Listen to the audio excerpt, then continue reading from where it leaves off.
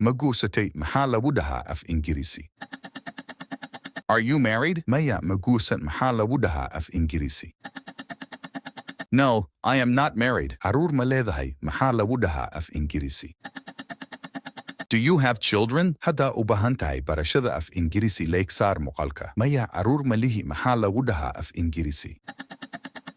No, I don't have children. Imisa walalo ayat ledahay mahalawudaha af Ingirisi. How many siblings do you have? Waxaan leeyahay saddex walaal mahalawudaha af Ingirisi. I have 3 siblings. Magaca walaalka waa maxay mahalawudaha af Ingirisi. What's your brother's name? Magaciisa waa Maxamed mahalawudaha af Ingirisi. His name is Mohammed. Magaca walaashada waa maxay mahalawudaha af Ingirisi. What's your sister's name? Mida ugu dambayso magaceedu waa Amina mahalawudaha af Ingirisi. Hadda jawaabta taqaanid nagu soo qor qaybta falada mahadsanid.